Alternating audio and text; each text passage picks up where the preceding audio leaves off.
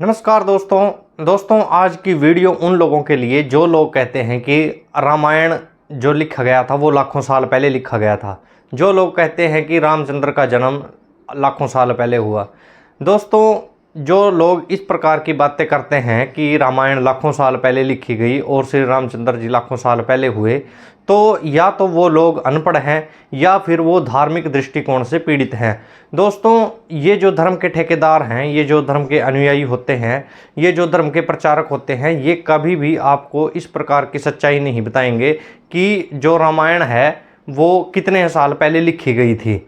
दोस्तों, जब हम रामायण को पढ़ते हैं तो हमें रामायण यानी कि राम के चरित्र का कैसे पता चलता है, हमें कैसे पता चलता है कि श्री रामचंद्र जी उत्तम पुरुष थे, पुरुषोत्तम थे। तो जाहिर सी बात है कि हमें पता चलता है रामायण नामक ग्रंथ से, जो कि वाल्मीकि जी महाराज का लिखा हुआ है। तो दोस्तों, जब बात आती है कि ये कहीं लिखा गया है तो वाल्मीकि जी ने कब लिखा, तो ये बात भी सामने आती है। तो दोस्तों, जब हम इतिहास का अध्ययन करते हैं पाठ्यक्रमों से, या जो इतिहास में उत्खनन द्वारा मिली हुई चीज़ें हैं, जैसे कि शिलालेख हो गए, मुहरें हो गई, सिक्के हो गए, या दूसरी सूचना पट थे जो विभिन्न शासकों द्वारा अपने अपने शासनकाल में चिनवाए गए थे या लगवाए गए थे या चलाए गए थे। तो अगर हम उनका अध्ययन करते हैं, और जैसा कि इतिहासकारों ने पहले ही बता दिया है कि कौन कौन से समय में किस किस राजा का शासनकाल रहा है, तो दोस्तों 200 साल पहले, ईसा से 200 साल पहले यानी कि 2200 साल पहले भारत में पुष्यमित्र शुंग यानी कि शुंग वंश का राज था। तो क्या ऐसा पॉसिबल है कि क्या उस समय में रामायण लिखी गई? तो क्या ये पॉसिबल है कि उस समय में यानी कि आज से 2200 साल पहले इस प्रकार के कोई यंत्र या वाहन या रथ थे जिनको हम आज पुष्पक विमान के नाम से जानते हैं, जो उस समय में ऐसी टेक्नोलॉजी से लैस थे जो आकाश में उड़ सकते थे? दोस्तों, आज से 2200 साल पहले क्या इस प्रकार की टेक्नोलॉजी संभव थी? क्या इनके समकालीन दूसरे जो जैन धर्म के ग्रंथ हैं या बौद्ध धर्म के ग्रंथ हैं, या पंतजलि का महाभाष्य है, या पिल्ल्या का अर्थशास्त्र है, क्या उन्होंने इस प्रकार की कोई विज्ञान की जानकारी उस समय में दी थी? दोस्तों, उससे पहले की अगर बात करें तो समय आता है मौर्य वंश का, मौर्य सम्राटों का। तो दोस्तों, जो ये मौर्य वंश का है 297 से 322 ईस्वी पूर्व। तो दोस्तों, उस समय में भी सम्राट अशोक ने सैकड़ों की संख्या में पूरे एशिया में अपने अभिलेख लगवाए थे और लिखवाए थे। तो उन्होंने भी उस समय में इस प्रकार के किसी भी देवता का जिक्र नहीं किया। राम नाम का या दशरथ नाम के राजा का किसी प्रकार का भी ऐसा जिक्र कहीं नहीं मिलता उनके अभिलेखों में, या इस प्रकार के किसी देवता का जिक्र जैसे विष्णु, यम, कुबेर या ब्रह्मा जी साक्षात, जो कि उस समय में आकाश में प्रकट हो जाते थे। अशोक सम्राट ने इस प्रकार का भी कहीं अपने अभिलेखों में जिक्र नहीं किया, जिनका शासनकाल ईसा के 232 से 269 साल पहले था। तो दोस्तों, उससे पहले का जो समय काल आता है दोस्तों, वो आता है चंद्रगुप्त मौर्य का। चंद्रगुप्त मौर्य के समय में सेल्यूस निकेटर नाम के एक शासक ने भारत के अंदर यानी कि चंद्रगुप्त मौर्य के दरबार में एक राजदूत भेजा था, जिसका नाम था मैगथनीस। उस मैगथनीस ने भारत के या उस समय के राजतंत्र के या राज्य कार्यकारिणी या भूगोल की जो परिस्थितियां थी भारत की, उस समय की जानकारी अपनी इंडिका नाम की पुस्तक में दी, जो कि आज भी भारत के पास उपलब्ध है। तो दोस्तों, उसने भी इस प्रकार की कहीं पर भी जिक्र नहीं किया कि भारत में उस समय में विष्णु भगवान या ब्रह्मा जैसे देवी देवता थे जो वो आकाश में प्रकट हो जाते थे, और जैसा कि रामायण में बताया गया है कि वो फूलों की वर्षा कर देते थे किसी भी प्रसन्नता भरी बात पर, या किसी पर रुष्ट होने पर उनको श्राप दे देते थे। उससे बाद दोस्तों, जो शासनकाल आता है वो नंद वंशों का आता है, जो कि 324 ईसा पूर्व से 364 ईस्वी पूर्व तक चलता है। दोस्तों ये वही समय था जब सिकंदर ने भारत के ऊपर आक्रमण किया था और लगातार कई बार आक्रमण किया। दोस्तों सिकंदर ने भी अपनी कहीं जीवनी में, उसने भी कहीं पर भी इस प्रकार का जिक्र नहीं किया कि भारत में इस प्रकार के देवता हैं या इस प्रकार की शक्तियां विराजमान हैं जो आकाश में प्रकट हो जाती हैं, या राम नाम का या कोई दशरथ नाम का उस समय में कोई राजा था।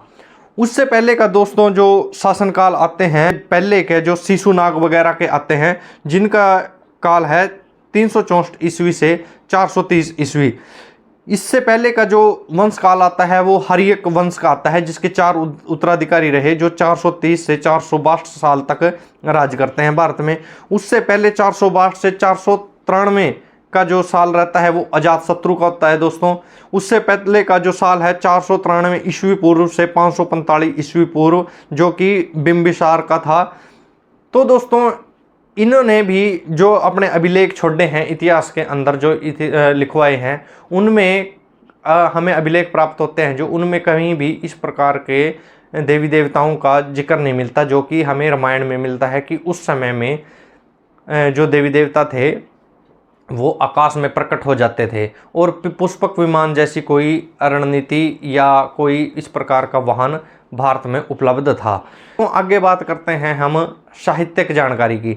जो साहित्य रचनाएं उस समय में लिखी गई, जो कि जैसे कि कौटिल्य का अर्थशास्त्र है, उसमें भी इस प्रकार का कहीं व्याख्यान नहीं हुआ है कि भारत में इस प्रकार का कोई दिव्य जो रथ मौजूद था जो गधों से जुता हुआ था और आकाश में विचरता था। पंतजलि का महाभाष्य जैसी रचनाएं उस समय में हो रही थी जब रामायण का काल बताया जाता है, आज से 2400 साल पहले या 2200 साल पहले।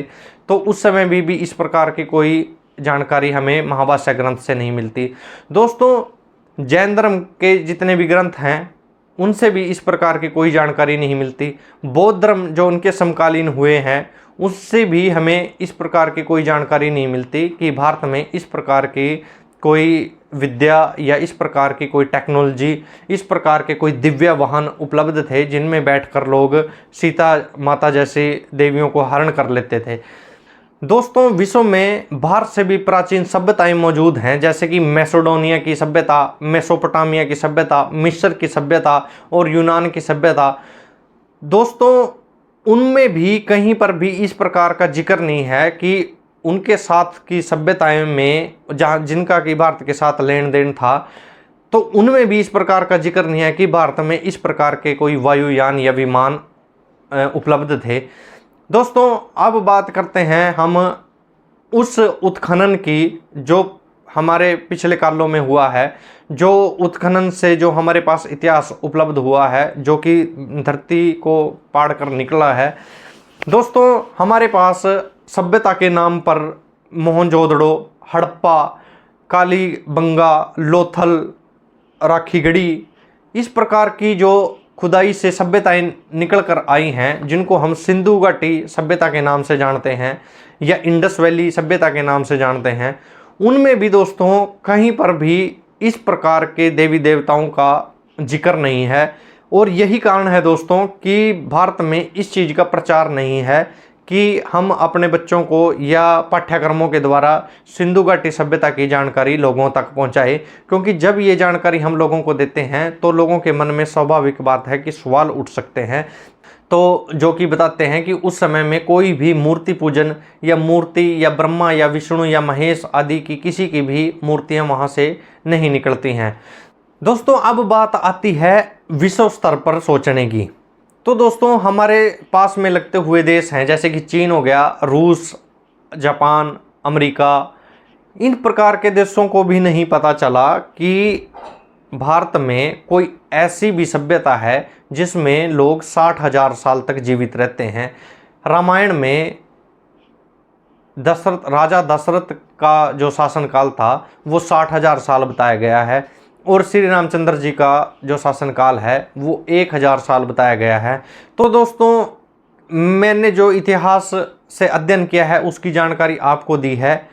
आपको इस जानकारी के बारे में जो भी त्रुटियां लगी हैं कृपया कमेंट में बताएं, और अगर आपके पास इससे अच्छी कोई जानकारी है या आप कोई सबूत इस प्रकार के दे सकते हैं या कोई तथ्य इस प्रकार के रख सकते हैं कि रामायण का काल उस समय में हुआ और उसकी रचना उस समय में हुई और श्री रामचंद्र जी उस समय में हुए, और उसका आपके पास कोई एविडेंस भी है, तो कृपया आप मुझे बताएं। मैं उसके ऊपर दोबारा से रिसर्च करूंगा और उसकी दोबारा से वीडियो आपके सामने लेकर आऊँगा।